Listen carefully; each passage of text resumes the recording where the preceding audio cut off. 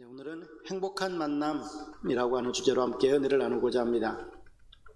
여러분은 누군가를 처음 만난 그 순간을 혹시 기억하십니까? 첫사랑이 될 수도 있고 또 첫 직장, 첫 친구, 여러 가지 어떤 첫 만남이라고 하는 것이 우리에게는 있잖아요. 오늘 우리는 인생에서 가장 소중한 만남, 바로 예수님과의 첫 만남에 대해서 함께 은혜를 나누려고 합니다. 여러분들은 또 혹시 목이 말라본 경험들이 있으실 거예요. 물 한 잔이 정말로 간절한 어떤 그런 때가 있는데, 우리 인생에도 이 마음의 갈증이 있거든요. 육신의 갈증뿐만 아니라 우리의 마음에도 갈증이 있는데, 현대인들에게 무엇보다도 갈증을 갖는 것 가운데 하나가 바로 물질, 돈이 아닐까 싶습니다. 그러나 아무리 물질을 많이 가지고 있다 할지라도, 또 소유한다 할지라도 채워지는 것을 본 적이 없어요. 다 보면 계속해서 더 가지려고 하는 그러한 모습들을 보게 되어집니다. 달리 말하면 물질이라고 하는 것, 세상에 있는 것들은 가지면 가질수록 더 많은 갈증을 느끼게 되어지는 것 같다라고 하는 것이죠. 오늘 본문에도 보면 인생의 갈증이 있는 한 여인이 등장합니다. 예수님이 유대를 떠나서 갈릴리로 가시는데 그 가운데에 사마리아라고 하는 지역이 있습니다. 그 사마리아라고 하는 지역을 통과하시는데 그 가운데에 보면 수가성이라고 하는 곳이 있거든요. 지도에도 보시는 것처럼 유대, 사마리아 붉은 글씨 되어 있고 그 가운데 정도 보면은 수가성이라고 하는 곳이 있습니다. 저 지역을 통과하시는데 그곳에서 예수님께서 우물가에 앉아 계시는데 한 여인이 그 우물가로 물들어 오는 겁니다. 이 수가성 여인이 물들어 온 시간이 대략 한 12시경이었는데 팔레스틴 지역은 한낮에는 너무 뜨거워서 이 시간에는 아무도 물들어 오지 않거든요. 달리 말하면 이 수가성 여인은 사람들의 시선을 피해서 왔다라고 하는 것을 알 수 있는 것이죠. 사람을 만나기 싫어하는 그 여인이었는데, 그런데 그 우물가에 있었던 예수님께서 이 여인에게 나에게 물 좀 다오라고 이야기하는 겁니다. 그 여인이 이제 물을 얻기 위해서 사진에도 보는 것처럼 물동이를 아마 가지고 왔을 겁니다. 많은 사람들이 목마름을 해결하기 위해서 이 여인처럼 물동이를 지고 살아갑니다. 한국 사람들이 지고 있는 어떤 물동이들, 대표적인 물동이가 바로 한국 사람들에게는 자녀라고 하는 물동이가 아닐까 싶어요. 자녀라고 하면은 끔찍하죠. 또 내 생명까지라도 다 내어줄 수 있을 만큼의 어떤 그런 애정을 쏟아붓습니다. 또 살면서 가지고 있는 그런 물동이라고 한다면 돈이 될 수도 있겠고, 나이를 먹어가면서 또 하나의 물동이를 짊어지고 살아가는 것이 바로 건강이라고 하는 물동이도 있을 것 같고요. 관계라고 하는 것도 있을 수 있고, 하여튼 살아가면서 우리는 물동이 하나씩 계속해서 짊어지고 살아가는데, 이런 목마름이 있는 인생, 그리고 갈증을 느끼고 있는 우리 인생에게 우리 주님께서 오늘 읽은 이 본문의 말씀을 주시는 겁니다. 이 물을 마시는 자마다 다시 목마르려니와 내가 주는 물을 마시는 자는 영원히 목마르지 아니하리니 내가 주는 물은 그 속에서 영생하도록 솟아나는 샘물이 되리라. 영원히 목마르지 않는 생수라고 하는 것이 무엇일까라고 하는 것을 오늘 본문을 통해서 한번 생각을 해보려고 합니다. 이 여인은 유대인이 사마리아인이 자신에게 말을 걸어오는 것이 신기했습니다. 당시 유대인은 사마리아 사람과 상종도 하지 않았거든요. 그런데 말을 걸어오는 겁니다. 그리고 묻죠. 나에게 물을 달라. 이렇게 얘기하니까 어찌하여 당신은 유대인인데 나에게 물을 달라고 합니까? 예수님께서 말씀하시죠. 네가 만일 하나님의 선물과 또 네게 물을 달라고 하는 사람이 누구인지 알았다라고 한다면 네가 그에게 구하였을 것이고 그가 생수를 내게 주었을 것이다.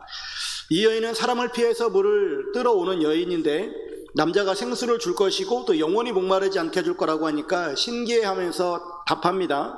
주여, 그런 물을 내게 주사 목마르지도 않고 또 여기 물 기르러 오지도 않게 하옵소서. 그러자 예수님께서 가서 네 남편을 불러오라. 여인이 나는 남편이 없는데요.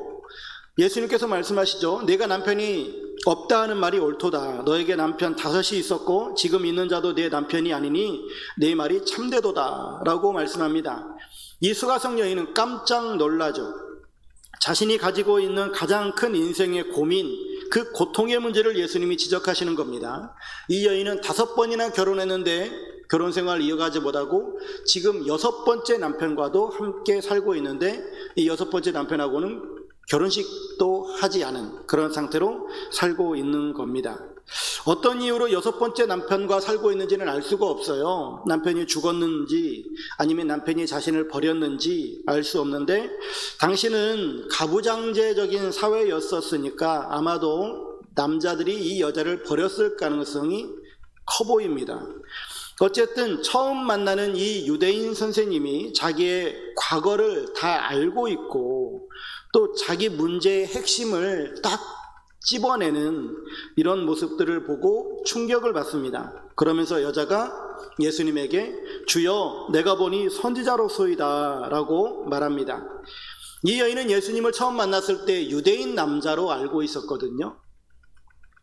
그런데 이제는 선지자이시군요 라고 대답을 합니다. 그러다가 예수님과 대화를 나누면서 그리스도라고 하는 것을 발견하게 되어집니다. 메시아, 즉 구원자라고 하는 것을 깨닫게 되어졌다라고 하는 것이죠. 예수님은 유대인 남자로 이 세상에 오셨습니다. 그분은 석가모니, 공자, 소크라테스와 더불어서 4대 성인으로 불리기도 합니다. 우리가 알고 있는 역사적 예수는 그러한 예수죠. 그런데 그분은 단순히 이 세상에 인간으로만 오신 것이 아니라 참신으로도 오셨고 그래서 우리를 구원하시는 구원자 하나님이시다라고 하는 겁니다. 베드로도 그렇게 고백하죠. 주는 그리스도시요 살아계신 하나님의 아들이시니이다. 이 여인이 예수님과의 대화를 통해서 유대인으로 알고 또 선지자로 알고 그리고 메시아로 알아가는 이러한 예수님에 대한 알아감이 계속해서 바뀌게 되어지는 모습을 봅니다. 그러면서 동네로 뛰어들어가서 내가 지금 메시아를 만났다, 내가 지금 구원자를 만났다, 내가 그리스도를 만났다라고 외치기 시작하는 겁니다. 지금까지는 사람들의 손가락질이 두려워서 사람들과 만나기 싫어가지고 그 한낮에 아무도 사람들이 돌아다니지 않는 그때에 우물가로 왔었던 이 여인이 사람을 이제 찾아가서 내가 메시아를 만났다라고 증거하고 있는 겁니다. 이렇게 예수님을 만나게 되어지면 사람들의 운명이 바뀌게 되어집니다. 더 이상 이제는 남편의 목마름에서 해결되어진다라고 하는 것이죠. 더 이상 그녀가 갈망했었던 이런 사랑의 목마름에서 이제는 해결을 받는 모습을 보게 되어집니다. 오늘 여러분들은 교회 오시면서 어떤 물동이들을 가지고 오셨습니까? 예수님 앞에 다 내려놓고 가실 수 있기를 주님의 이름으로 축복합니다. 살아가면서 자녀라고 하는 물동이, 또 고난, 물질, 관계, 여러 가지 어떤 어려움들이 우리에게 시시각각 다가오고 찾아오지만 그런 문제들 내가 해결하려고 하면 할수록 참 어려운 것이 현실이거든요. 그런데 주님께서 우리들에게 말씀하십니다. 잠언 16장 3절에는 너의 행사를 여호와께 맡기라 그리하면 내가 경영하는 것이 이루어지리라. 시편 55편 22절에는 내 짐을 여호와께 맡기라 그가 너를 붙드시고 의인의 요동함을 영원히 허락하지 아니하시리로다. 베드로전서 5장 7절도 말씀합니다. 너희 염려를 다 주께 맡기라 이는 그가 너희를 돌보심이라. 예수님을 믿으면서도 그 물동이를 끌어안고 그 물동이를 끌어안은 상태에서 그 문제 속에 휩싸여 살아가는 사람들이 의외로 많아요.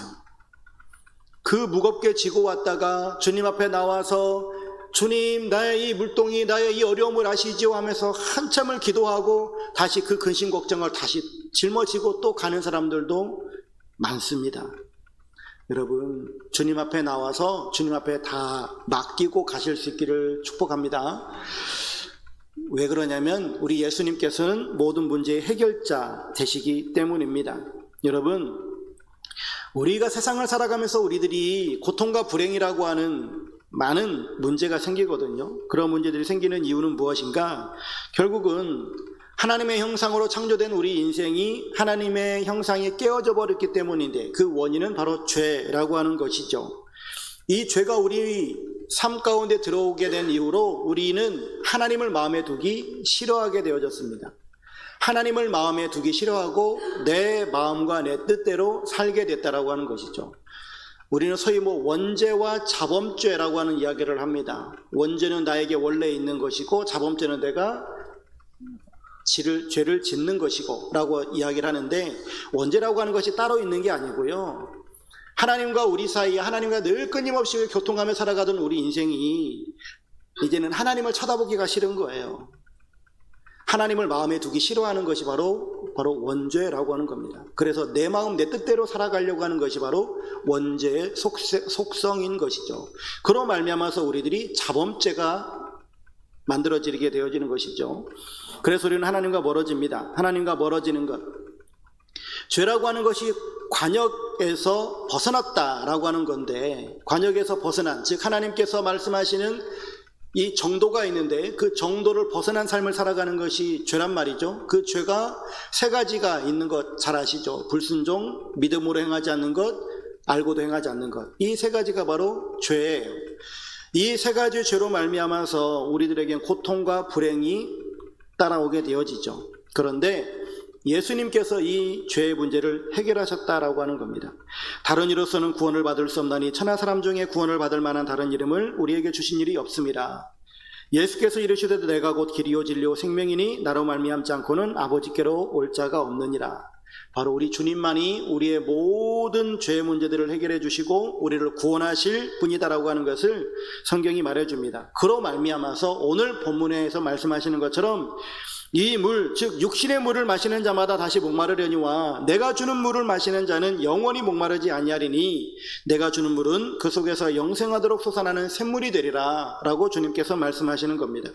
세상의 물은 마셔도 다시금 갈증이 일어납니다. 우리의 갈증을 해결할 수 없다라고 하는 거죠. 그러나 예수님은 우리의 모든 문제들을 해결하시고 그리고 영혼의 목마름까지 해결해 주시는 분이며 또한 우리들에게 기쁨과 평안함을 주시는 우리의 구원자이심을 성경은 말해주고 있습니다. 또 예수님께서는 우리의 치료자가 되어주셔서 우리의 마음의 병, 육신의 병, 관계의 병, 환경의 병, 모든 병을 치료해 주시는 분인 줄로 믿습니다. 신앙생활을 오래 하다가 보면 이 마음이 메말라가는 어떤 그런 경우들을 경험하셨을 겁니다. 출애굽기 하나님의 구원 경영에서 보게 되어지면 르비딤에서 만나는 광야, 그 목마름의 경험입니다. 이거는 목사든 평시도든 상관이 없어요. 이거는 우리의 마음 가운데에 있는 이 정서적 목마름이고 영적 목마름이거든요. 주일마다 말씀을 전해도 또 주일마다 봉사를 하고 예배를 그렇게 열심히 드려도 이 영적 목마름이 생겨날 수 있습니다. 예배를 드려도 예배에 감격이 없고요.